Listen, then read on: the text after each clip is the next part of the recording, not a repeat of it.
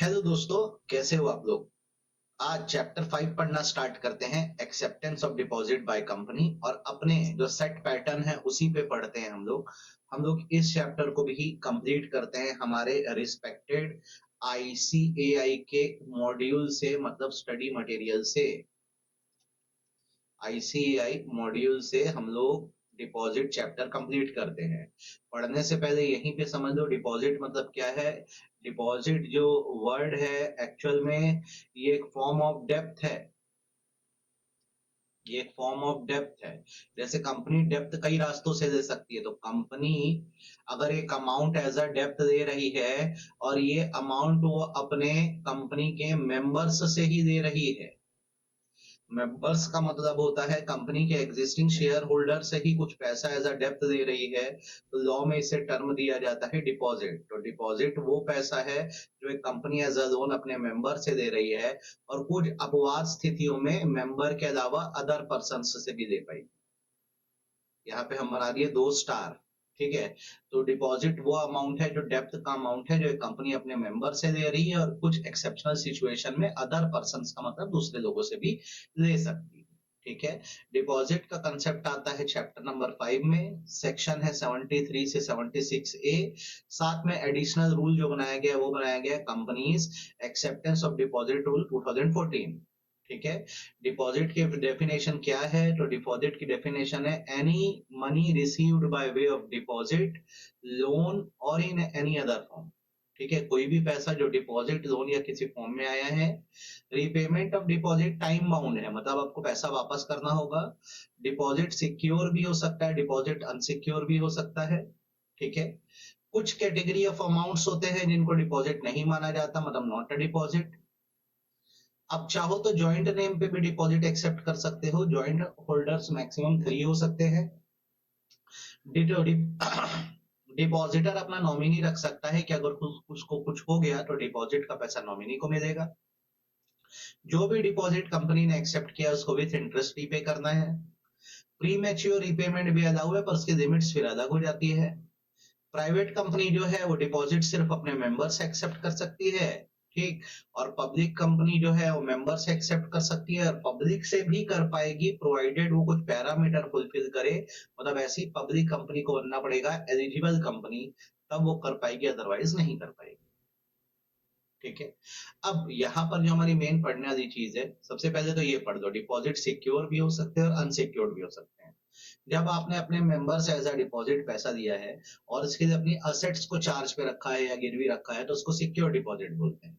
और यदि आपने डिपॉजिट दिया है पर पार्शियली उसको सिक्योर किया है, जैसे 1 करोड़ का अमाउंट डिपॉजिट पे एक्सेप्ट किया और 20 लाख की एसेट रखी, तो ये तो पूरा कवर नहीं कर रहा है, या मान लो कोई सिक्योरिटी नहीं रखी, तो उसको फिर अनसिक्योर डिपॉजिट बोलते हैं। तो फुल्ली सिक्योर करोगे तो सिक्योर डिपॉजिट है, और पार्शियल करोगे या कोई सिक्योरिटी नहीं रखोगे तो अनसिक्योर। ठीक है। कुछ ऐसे अमाउंट होते हैं जो कंपनी रिसीव तो करती है पर वो डिपॉजिट नहीं है। यही इसका मेन करस्ट है, ये आप लोग को बहुत अच्छे से पढ़ना चाहिए। जैसे कोई अमाउंट अगर गवर्नमेंट से रिसीव हो रहा है, सेंट्रल स्टेट या कोई ऐसा सोर्स जिसकी गवर्नमेंट ने गारंटी करी है, लोकल अथॉरिटी स्टैट्यूटरी अथॉरिटी से, it is not a deposit. Negative list ना, याद रखना। वैसे कोई पैसा फॉरेन गवर्नमेंट या किसी भी फॉरेन सोर्स से रिसीव हो रहा है, it is not a deposit. ठीक। कोई भी पैसा लोन फैसिलिटी के फॉर्म में बैंक से, स्टेट बैंक ऑफ इंडिया से, बैंकिंग इंस्टीट्यूशन से मिल रहा है, नॉट अ डिपॉजिट। ये सब डिपॉजिट की कैटेगरी नहीं है, क्योंकि डिपॉजिट तो वो पैसा है जो एक कंपनी किससे एक्सेप्ट करी है, अपने मेंबर से ऐसा लोन। ठीक है। फिर वो पैसा जो public financial institution, insurance company से आ रहा है, नॉट अ डिपॉजिट। अगर कोई अमाउंट कमर्शियल पेपर इशू करके आया है, कमर्शियल पेपर एक फॉर्म ऑफ प्रोमिसरी नोट होता है, ये भी नॉट अ डिपॉजिट। एक पैसा एक कंपनी को दूसरी कंपनी से मिला, नॉट अ डिपॉजिट। ठीक। वैसे शेयर एप्लीकेशन मनी के सब्सक्रिप्शन के लिए पैसा मिला है, ठीक है, शेयर एप्लीकेशन मनी मिला है, तो it is not a deposit. How ever, यहाँ पे आपको एक बात याद रखनी है, ये पॉइंट इंपॉर्टेंट है कि आपको जब भी कोई शेयर के लिए अप्लाई करे, 60 डेज में उस इंसान को शेयर अलॉट कर देने हैं। अगर आप अलॉट 60 डेज में नहीं कर पाते तो नेक्स्ट 15 डेज में सबका पैसा वापस करो। कब से? 60 डेज कंप्लीट होने के नेक्स्ट 15 डेज में। अब अगर आप नेक्स्ट 15 डेज में पैसा नहीं वापस कर पाओगे, तो ये जो अमाउंट है शेयर एप्लीकेशन मनी का, इसको कंसिडर्ड कर दिया जाएगा क्या? As a deposit. तो ये वाला पॉइंट की पॉइंट है, इसको याद रखो। एज सच तो शेयर एप्लीकेशन मनी इन्वेस्टमेंट का पैसा, ये डिपॉजिट नहीं है, लेकिन अगर शेयर भी अलॉट नहीं करे और पैसा भी रिफंड नहीं करे तो ये डिपॉजिट बन जाए। ठीक है। वैसे ही कोई भी अमाउंट, ठीक है, जो मान लो पब्लिक कंपनी के केस में डायरेक्टर से रिसीव हो रहा है कंपनी को, और प्राइवेट कंपनी के केस में डायरेक्टर और उसके रिलेटिव या रिश्तेदार से अगर कोई अमाउंट रिसीव हो रहा है तो ये अमाउंट जो होता है वो नॉट अ डिपॉजिट है, ये डिपॉजिट नहीं है। बस इन डायरेक्टर और रिलेटिव को क्या करना होगा, एक रिटर्न डिक्लेरेशन देना होगा। ये जो पैसा कंपनी को दे रहे हैं ये कहीं से भी उधार लेकर नहीं आए हैं, ये इनका खुद का पैसा है। ये डिक्लेरेशन देना पड़ता है, ये कंपलसरी है, ये रिटर्न डिक्लेरेशन देना पड़ता है कि इनका खुद का पैसा है जो कंपनी को दे रहे हैं। ये अमाउंट भी नॉट अ डिपॉजिट। ठीक। फिर ये 9th पॉइंट है, कोई भी अमाउंट जो होता है बॉन्ड या डिवेंचर रेस करके इशू किया गया और ये सिक्योर्ड है। क्या है, मतलब कंपनी के एसेट को चार्ज पे रखा गया, गिरवी रखा गया है। एसेट में इंटेंजिबल एसेट नहीं आती है। ठीक। वापस हम लोग कोई भी अमाउंट बॉन्ड या डिवेंचर बेचकर ला रहे हैं जो सिक्योर्ड है और जिसका जो कन्वर्ट हो जाएगा 10 साल के अंदर अंदर, इसे बेसिकली डिपॉजिट नहीं मानते, या बॉन्ड या डिवेंचर से आया पैसा है। बस होना क्या चाहिए, ये चार्ज होना चाहिए इसके ऊपर। दूसरा, ये कितने साल में कन्वर्ट हो जाए, 10 साल में कन्वर्ट हो जाए। इसमें इंटेंजिबल एसेट को नहीं गिना जाता। ठीक, आप ये याद रखें। वैसे ही ये पॉइंट बड़ा इंपॉर्टेंट है, जो भी बॉन्ड और डिवेंचर की वैल्यू है वो एसेट की वैल्यू से कम होनी चाहिए। रीजन इसलिए कि एसेट की वैल्यू ज्यादा होगी तभी उसको बेच के पूरा पैसा रिकवर हो पाएगा, वरना कैसे। वैसे ही मान लो कन्वर्टिबल नहीं, अगर non convertible debenture company issue कर रही है, ठीक है, और वो अनसिक्योर्ड नेचर के हैं, तो वो भी नॉट अ डिपॉजिट तब माने जाएंगे, नॉट अ डिपॉजिट तब माने जाएंगे जब वो लिस्टेड होंगे स्टॉक एक्सचेंज में। और अगर लिस्टेड नहीं है तो डिपॉजिट की कैटेगरी आ जाएगा, क्योंकि आप याद रखना डिवेंचर या बॉन्ड का पैसा भी एक प्रकार का लोन है, बहुत थिन लाइन है कि डिपॉजिट है कि नहीं। तो बॉन्ड डिवेंचर का ये बोला गया है कि अगर वो सिक्योर है और 10 साल में कन्वर्टिबल है तो उनको डिपॉजिट मत बोलो, और अगर नॉन कन्वर्टिबल और अनसिक्योर्ड है तो स्टॉक एक्सचेंज में लिस्ट होंगे तो डिपॉजिट नहीं है, अदरवाइज माने जाएंगे। ठीक है। फिर कोई भी पैसा कंपनी को उसके एम्प्लॉय से मिल रहा है जो एम्प्लॉय की एनुअल सैलरी से कम है और इस पे कोई इंटरेस्ट नहीं बनता है, नॉन इंटरेस्ट बियरिंग अमाउंट है, तो ये भी not a deposit, non deposit. क्या होना चाहिए, उसकी साल की सैलरी से कम होना चाहिए पैसा और नॉन इंटरेस्ट बियरिंग होना चाहिए। ठीक है। फिर कोई भी अमाउंट जो है वो ट्रस्ट में रखा गया है तो उसको भी नॉट अ डिपॉजिट, उसे भी डिपॉजिट नहीं बोलते। देन बिजनेस कोर्स में, ऑर्डिनरी कोर्स ऑफ बिजनेस में आपको कुछ पैसा मिल रहा है तो वो बिजनेस पर्पज से मिल रहा है तो उसको डिपॉजिट थोड़ी ना मानेंगे, कोई डेप्थ थोड़ी है। तो क्या क्या मिल रहा है, जैसे आपको एडवांसेस मिल रहा है गुड्स एंड सर्विस सप्लाई करने के लिए, कि हम आपको पैसा देते हैं 365 दिन में, आप क्या करो हमको गुड्स एंड सर्विस सप्लाई करके दे। ठीक है, या हमको एडवांस दिया गया कि हम किसी को इमूवेबल प्रॉपर्टी एक्वायर करके दे दें, या हमको एडवांस दिया गया एज सिक्योरिटी डिपॉजिट पैसा दिया गया है, या लॉन्ग टर्म प्रोजेक्ट के नाम से पैसा दिया गया है, किसी फ्यूचर सर्विस के नाम से हमको पैसा दिया गया है, सेक्टरल रेगुलेटर को कोई फीस दी गई है, या कोई पब्लिकेशन या प्रिंट मीडिया की तरफ कुछ पैसा दिया गया है, तो ये सारे बिजनेस से रिसीव्ड अमाउंट है। इससे डायरेक्ट क्वेश्चन भी आता है ना, याद रखें। बिजनेस में रिसीव्ड अमाउंट है, ये सब डिपॉजिट नहीं है। हाउएवर, अगर ऊपर दिए गए काम पूरे नहीं हुए तो 15 दिन में पैसा वापस कर देना। अगर 15 दिन में वापस नहीं करोगे पैसा तो ये अमाउंट क्या कंसिडर कर दिया जाएगा, डिपॉजिट। जैसे तुमको 365 दिन का एडवांस दिया गया, 365 दिन में गुड्स बना के दे दो, नहीं तो 365 दिन का पैसा वापस कर दो जिसका जो एडवांस था, अदरवाइज ये 15 दिन बाद डिपॉजिट हो जाएगा। ठीक। वैसे ही कोई अमाउंट है जो कंपनी के प्रमोटर्स लेकर आ रहे हैं, कंपनी के प्रमोटर्स, प्रमोटर कौन होता है, जो कंपनी के फॉर्मेशन में एंगेज होता है, लेकर आ रहे हैं एज अ अनसिक्योर्ड लोन, और इससे वो करना क्या चाह रहे हैं कि जो कंपनी के ऊपर बैंक लोन वोन है वो पे हो जाए, और इसके बराबर बैंक से भी परमिशन दी गई है, तो ये अमाउंट भी नॉट अ डिपॉजिट। फिर बोल दे रहा हूँ, प्रमोटर कंपनी में पैसा लेके आ रहे हैं ताकि कंपनी की डेप्थ चुका दें, वो भी बैंक की परमिशन से, तो ये भी डिपॉजिट नहीं है। फिर कोई भी अमाउंट जो निधि कंपनी एक्सेप्ट करती है, निधि कंपनी का कामी सेविंग स्कीम है, ये भी डिपॉजिट नहीं है। कोई अमाउंट चिट फंड में रिसीव हुआ, ये भी डिपॉजिट नहीं है। कलेक्टिव इन्वेस्टमेंट स्कीम या म्यूचुअल फंड स्कीम में कोई अमाउंट आया, वो भी डिपॉजिट नहीं है। देन ये पॉइंट इंपॉर्टेंट है, अगर आपकी एक स्टार्टअप कंपनी मतलब वो कंपनी जिसको अभी बने 10 साल नहीं हुए हैं, अगर स्टार्टअप कंपनी ने एक सिंगल ट्रांजैक्शन में कहीं से 25 लाख रुपए से ज्यादा रिसीव किया है, सिंगल ट्रांच में, एक ही ट्रांजैक्शन में 25 लाख से ज्यादा इशू किया है, और उसके लिए उन्होंने कन्वर्टिबल मोड दिए हैं जो 10 साल के अंदर कन्वर्ट हो जाएगा, तो इसको हम लोग नॉट अ डिपॉजिट बोलते हैं, ये भी डिपॉजिट नहीं है। याद रखना, स्टार्टअप को कितना पैसा मिल रहा है, एक बार में 25 लाख से ज्यादा। रीजन ये है कि उन्होंने कन्वर्टेबल इंस्ट्रूमेंट लिए जो कल को इक्विटी शेयर में कन्वर्ट हो सकते हैं। देन कोई भी पैसा जो फंड्स को रिसीव हो रहा है, venture capital fund, infrastructure fund, ये सब भी डिपॉजिट नहीं है। तो ये सारे अमाउंट जो है वो डिपॉजिट नहीं होते, ये ध्यान रखना। अब आते हैं की डेफिनेशन पे। हम आते हैं डिपॉजिटर कौन है, तो डिपॉजिटर कंपनी का मेंबर होता है जो कंपनी में amount as a loan deposit करता है। ठीक है, ये सेक्शन 73 में कवर होते हैं। और मेंबर के अलावा एनी अदर पर्सन होता है जो कंपनी में डिपॉजिट कर सकता है। ये एनी अदर पर्सन डिपॉजिट करता है एलिजिबल कंपनी में, सेक्शन 76 के हिसाब से। ठीक है, ध्यान रखना। अब बार बार जब ये वर्ड मिला एलिजिबल कंपनी, तो एलिजिबल कंपनी को बोला गया है कि भाई साहब तुम अगर एलिजिबल कंपनी हो तो तुम डिपॉजिट का अमाउंट मेंबर से भी ले सकते हो, और मेंबर के अलावा तुम डिपॉजिट का अमाउंट अदर पर्सन से भी ले सकते हो, दूसरे व्यक्तियों से भी ले सकते हो। आपको एलिजिबल कंपनी बनने के लिए एक पब्लिक कंपनी होना पड़ेगा जिसकी नेटवर्थ कम से कम 100 करोड़ है या टर्न ओवर 500 करोड़ है। ठीक है, उसने अपने शेयर होल्डर से जनरल मीटिंग में स्पेशल रिजोल्यूशन पास करा दिया है, और रिजोल्यूशन की कॉपी को आरओसी के पास भी जमा कर दिया है। इसके बाद वो क्या कर सकती है, बेसिकली मेंबर और मेंबर के अलावा दूसरे लोगों से भी डिपॉजिट एक्सेप्ट कर सकती है। अब मैंने ना बीच में भी एक चैप्टर में आपको मिला था सेक्शन 181C, ये है बोरोइंग्स का सेक्शन। एक्चुअल में रिस्ट्रिक्शन ऑन बोरोइंग है, क्या है बता दे रहा हूँ। कोई भी कंपनी ना अपने paid up capital, free reserve और सिक्योरिटी प्रीमियम अकाउंट का जो टोटल है ना, इससे ज्यादा लोन नहीं ले सकती, इतना ही लोन ले सकती है। मतलब अभी जितना इनका एग्जिस्टिंग लोन है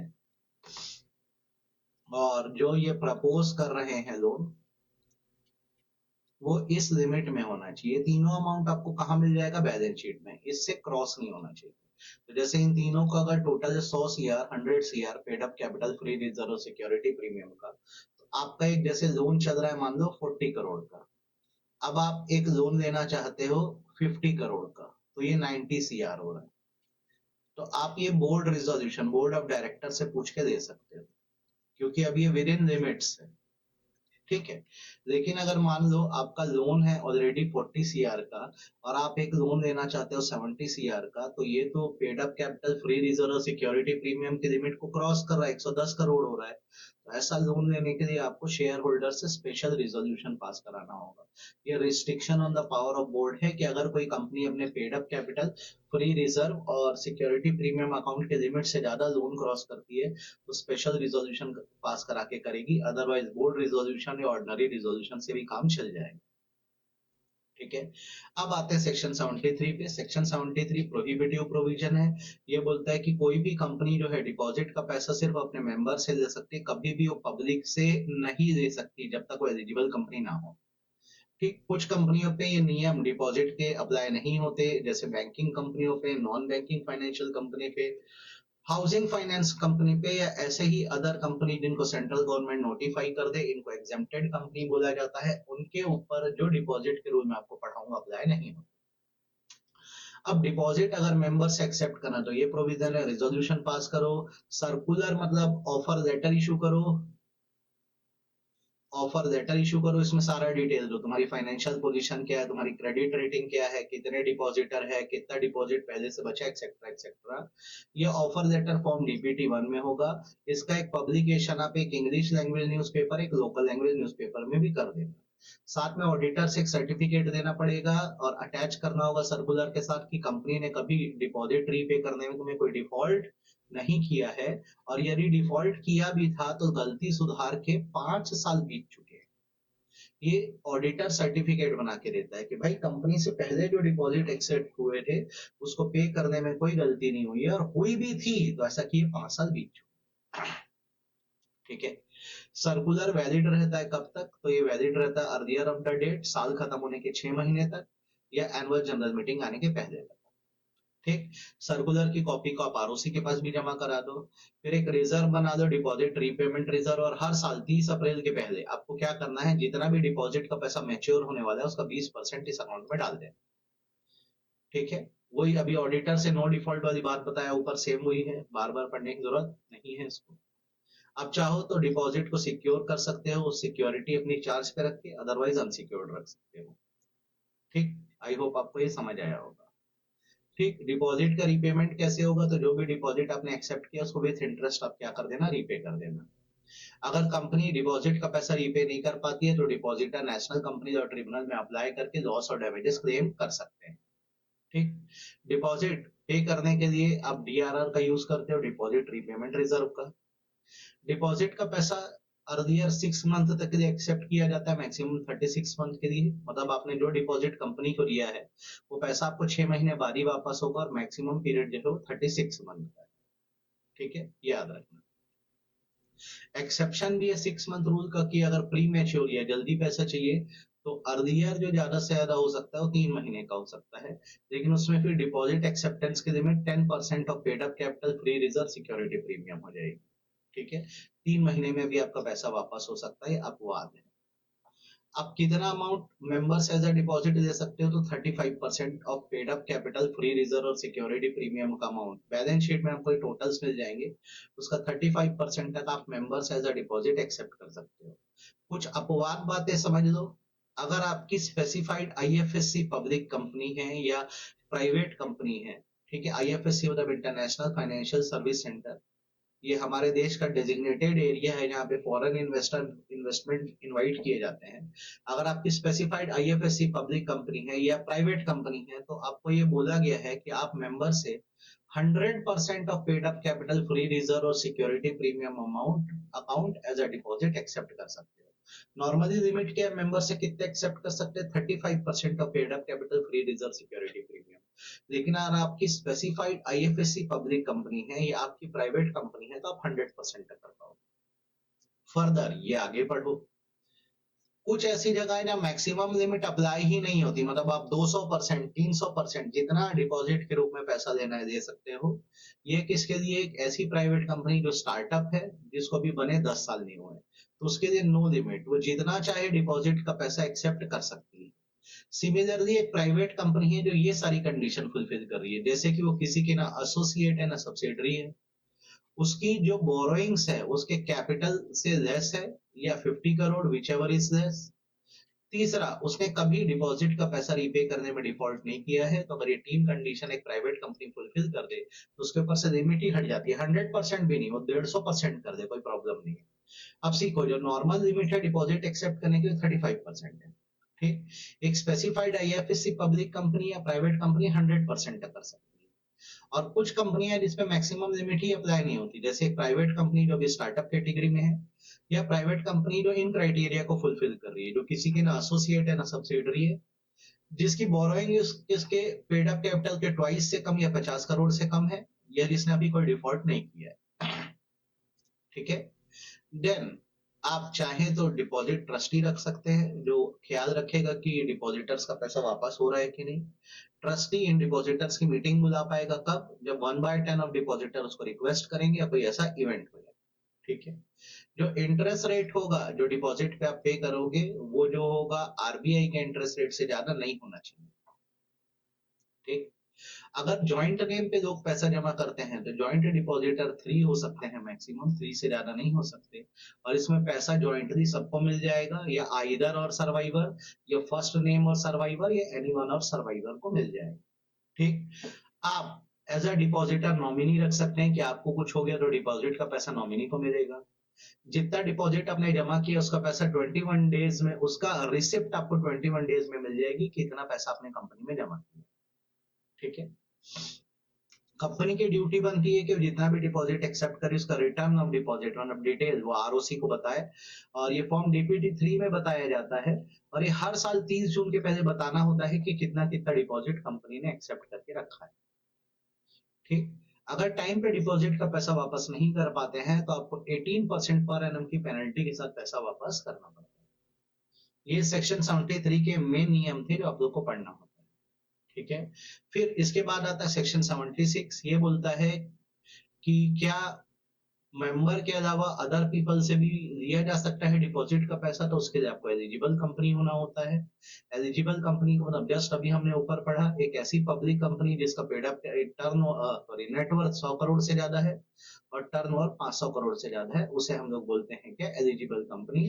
तो इसको सेक्शन 76 कवर करता है, बोलता है कि पब्लिक से डिपॉजिट एलिजिबल कंपनी एक्सेप्ट कर सकती है। इसके लिए इनकी नेटवर्थ कम से कम 100 करोड़ होनी चाहिए या टर्नओवर 500 करोड़ होना चाहिए। इनको स्पेशल रिजोल्यूशन पास करा देना चाहिए ऐसा डिपॉजिट एक्सेप्ट करने के लिए। ये पॉइंट बड़ा इंपॉर्टेंट है। अगर एक एलिजिबल कंपनी है तो उसको एक रेटिंग देनी होगी जिसको क्रेडिट रेटिंग बोलते हैं। ये क्रेडिट रेटिंग एजेंसी से देनी होगी। इससे श्योर रहता है कि ये कंपनी पैसा लगाने के लिए सेफ है और इसमें अगर पब्लिक डिपॉजिट के रूप में पैसा जमा करती है तो ये कंपनी पैसा वापस कर देगी। अब इस क्रेडिट रेटिंग को आपको क्या करना होता है, अपने सर्कुलर या ऑफर लेटर में दिखाना होता है और साल में एक बार ये रेटिंग आपको आरओसी के पास भी जमा करानी होती है फॉर्म डीपीटी 3 में। ठीक। क्रेडिट रेटिंग इन्वेस्टमेंट ग्रेड से नीचे नहीं होना चाहिए, मतलब आप डिफॉल्टर कैटेगरी में ना हो तब आप डिपॉजिट दे पाओगे, वरना नहीं। ठीक। देन आप चाहो तो चार्ज क्रिएट कर सकते हो प्रॉपर्टी पे। चार्ज क्रिएट करने का मतलब है कि गिरवी रख दो प्रॉपर्टी ताकि डिपॉजिट का पैसा क्या हो जाए, टाइम पे वापस हो जाए। बस इनटेंजिबल एसेट को चार्ज पे नहीं रख सकते। ठीक। कभी भी याद रखना, असेट की वैल्यू डिपॉजिट की वैल्यू से ज्यादा होनी चाहिए ताकि असेट जो है पूरे डिपॉजिट और उसके इंटरेस्ट को कवर कर सके। कितने टाइम पीरियड के लिए डिपॉजिट एक्सेप्ट कर सकते हो, तो 6 से 36 महीने के लिए। और अगर अर्लियर पॉइंट होगा या अर्लियर समय होगा तो 3 मंथ के लिए। लेकिन फिर उसमें कितना डिपॉजिट एक्सेप्ट कर पाएंगे, 10% of paid up capital free reserve security premium. ठीक। यहाँ पे भी वही ट्रस्टी अपॉइंट करेंगे। ठीक है, एक या एक से ज्यादा ट्रस्टी अपॉइंट करेंगे, उसके रिटर्न कंसेंट दे देंगे, उसका ट्रस्ट डीड बना देंगे फॉर्म डीपीटी 2 में। कोई भी पर्सन ट्रस्टी नहीं बनेगा अगर वो कंपनी से जुड़ा है, जैसे डायरेक्टर है कंपनी का, कंपनी से इंडेप्टेड है, उसका पेक्यूनरी या मनी रिलेशनशिप है, कंपनी के साथ गारंटी एग्रीमेंट में आया है, तो वो फिर नहीं बन सकता। अगर कंपनी से जुड़ा पर्सन है वो ट्रस्टी नहीं बन सकता। ट्रस्टी जो है डिपॉजिटर की मीटिंग भी बुलाएगा, कब, जब 1/10 ऑफ डिपॉजिटर रिक्वेस्ट करेंगे या कोई इवेंट हो जाए जहाँ ट्रस्टी को लगता है कि भाई साहब मीटिंग बुलानी चाहिए। ठीक है। कितना डिपॉजिट अमाउंट आप एक्सेप्ट कर सकते हो, तो मेंबर से कर सकते हो 10% of paid up capital free reserve security premium. और मेंबर के अलावा जनरल पब्लिक से कर सकते हो 25% of paid up capital free reserve security premium. अगर आपकी एलिजिबल गवर्नमेंट कंपनी है तो आप पब्लिक से 25 नहीं 35% तक एक्सेप्ट कर पाओ। ठीक है, ध्यान रखना। यहाँ पर भी वही सर्कुलर इशू होता है फॉर्म डीपीटी 1 में। इसका एडवर्टीजमेंट इंग्लिश पेपर, एक लोकल लैंग्वेज न्यूज़पेपर में देना होता है। रजिस्ट्रार के पास सर्कुलर को जमा कराना होता है। वैलिडिटी मैंने ऊपर पढ़ाया हुआ है आपको, सेम वही है। डीआरआर का प्रोविजन सेम है। डिपॉजिट जॉइंट नेम नॉमिनेशन जो सेक्शन 73 में पढ़े ना, पूरा सेम है। अलग क्या है, रजिस्टर ऑफ डिपॉजिट मेंटेन करना है कंपनी को।